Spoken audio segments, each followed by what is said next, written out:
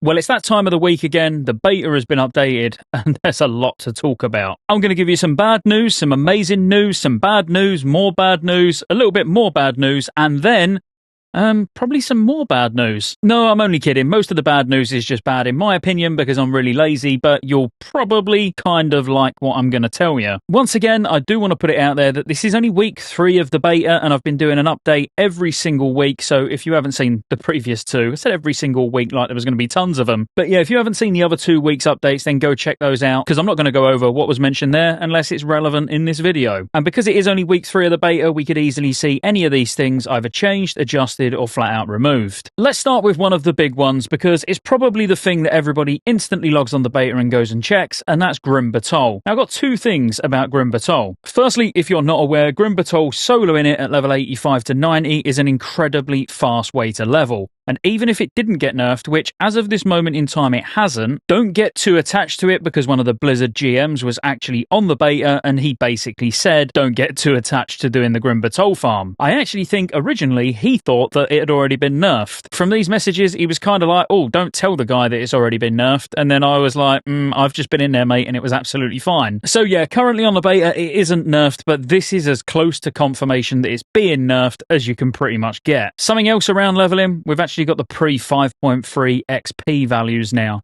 Whether these are going to stay or not is unclear. The GM was actually asked in chat if the 5.3 values are actually meant to be in the game and is that what we're rolling with. I didn't see an answer from him, but I can only assume that on the basis it's been put in now in week 3, that it is there to stay. So what that means is this morning, if you was on the beta, to get from 89 to 90 was going to be 18.3 million. However, now it's 27.5 million, so it's a real big, significant jump. So leveling is definitely going to feel like a slog because even in the 5.3 values, it's not that quick. So strap your big boy pants on and get ready to do tons and tons of questing, which you'll probably follow rested XP, especially with the XP values like this. And another change that I want to talk about, and I promise I'm going to get to something absolutely amazing in a second, but you're probably going to want to get as much rep as possible because they have introduced the reputation requirements to be able to spend your Valor points. Now this, I want to just put it out there and say, is an absolutely terrible, terrible change, and I really hope that it's not intended. Firstly, we need to think about how we play the game today. Most guilds are going to be going straight in and trying to do Moggosh and Vaults heroic. Don't get me wrong, there'll be plenty of guilds going and doing normal Moggosh and Vaults, but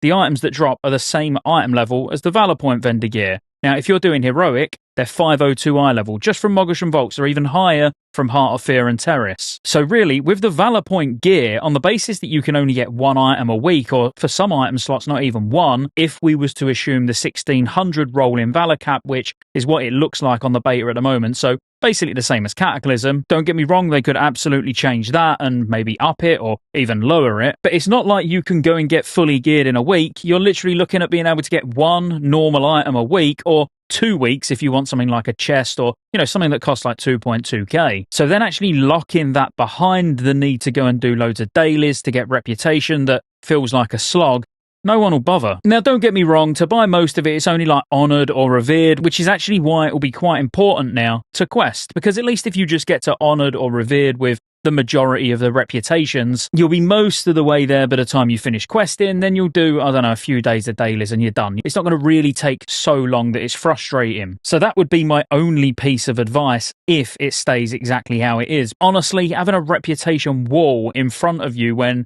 you only want to spend your Valor points, it's the most ridiculous thing Blizzard ever done back then, and that's why they removed it. So hopefully this is just an oversight, and in this current build that's been put in to maybe stop people from just buying 489 gear from Justice points or something like that, from doing 5-mans, which most of us done. So when we logged in, our gear was red, and now I've only got like about 5 items equipped. But yeah, having to get reputation to be able to spend your Valor points, in my opinion, just sucks. Now I'm going to give you some really, really good news, and Blizzard, well done. They actually listened and they've took feedback and they've implemented a Tome of the Four Winds flying. Now, this isn't something that was ever added to the game, so it's not like, oh yeah, well done, they've just brought it forward. They've actually implemented this for MoP Classic, which is absolutely amazing. So yes, you will be able to fly around at level 85 on your ults. Honestly, if you've watched my other videos, you know this is the one big thing that I've been crying out for, and honestly, if they change nothing else with MoP Classic at all, and this is all they do, I'll be happy with that. So now I gave you some good news, let's get back to some bad news, and it's more about reputation, even though it's not directly about reputation,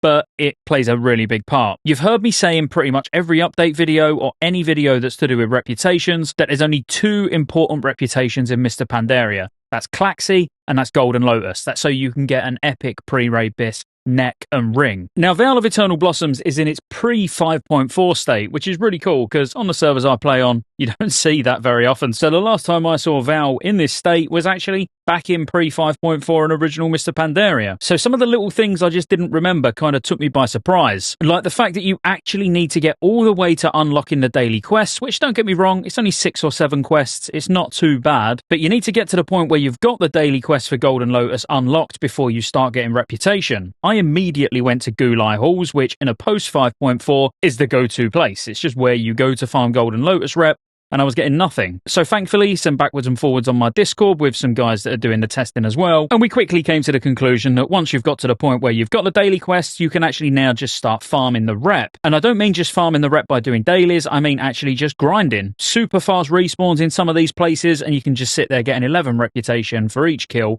over and over again. Now, there were some things that was added in 5.4 when Veil of Eternal Blossoms changed though, like at the end of these daily quest chains, there's a final big boss that you kill, which, don't get me wrong, it's not particularly hard, but it is an elite. Now, in 5.4, all of those elites were just placed around the world as rares, so you could farm them for reputation, you could farm them for little bags that dropped crafting items and stuff like that, but obviously those are not going to be rare mobs in a pre-5.4 state. So if you want to maximize the amount of reputation that you're getting, you're going to get about 110 rep per quest. You'd just do the daily quests and obviously just farm mobs, which is good news because it does mean that you're still going to be able to get the pre-raid items before the raid actually opens because you're not reliant on dailies. Another nice little touch is if you're choosing to grind on like the Shao Tien mobs or whatever they're called, they've got a chance of dropping these ancient Gulai cache keys. Now, you can actually still go down into the halls and be able to open the chests, and from the chests you can get reputation items. Now, the one thing that they've kept in, which came in a much later build, was the fact that these are actually bind on account, which is really good. So if you're doing dailies for gold or you're just farming on these mobs for Motes of Harmony or anything like that, you can actually send these to an alt to start working on reputation for that as well. Anything to make these reputations grind a little bit more alt-friendly, I'll take it, I'll be honest. Now, like I say, it's been a long time since I saw pre-5.4 Val, so what I will say is from researching exactly how 5.4 changed it, it wasn't until 5.4 when the NPCs in Val actually started giving reputation. Now, I couldn't sit here and say, oh yeah, I remember if you done the dailies, you could get rep, because that would be lying. I honestly can't remember. That is how it's working on the beta. That is how it could be working when it goes live. But from everything that I've looked at, you shouldn't be able to get rep from the mobs until 5.4. So this kind of could be a little bit of a mix between pre-5.4 and post-5.4 and how it's kind of working or maybe even not working. So it could change. But as of this moment in time, you can grind the reputation just by killing mobs. And again, it very well could have been like that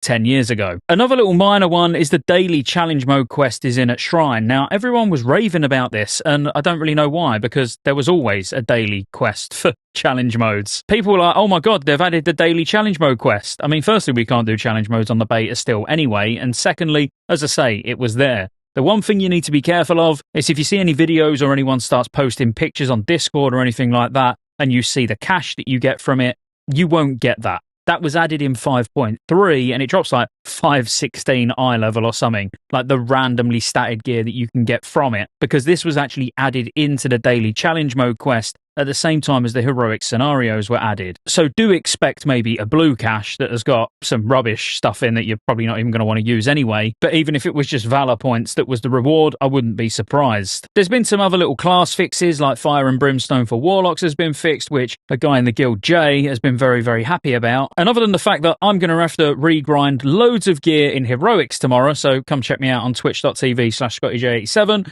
or Scottejaye on Kick, I'm pretty happy with most of this. Yes, some of it seems a little bit inconvenient, but the fact that they've added the Tome of Flying for your ults, that is such a big win, Blizzard. Like, really super impressed, especially that you've got it into the beta so quickly, just 3 weeks in. So I am honestly impressed with that. I expected it to be something that I was talking about for about the next 2 months before we even got a response on it. Now, there was one other thing that I tested, which kind of take it with a pinch of salt because it's no proof whatsoever that it's not going to get nerfed or that it's going to be staying in the game. But I did speak about some risky preparation in getting the commendations, the justice point thing from the Obsidian fragment vendor. Now, these give 250 justice points, they don't go in your currency tab, and they are just an item. Now, I copied these over to the latest build of the beta and used them, and they work still. I just wanted to throw it in, and I'll be honest, because it is quite a big part of my preparation for going into Mist of Pandaria, I'm probably going to mention it every week just to reconfirm that it's still working.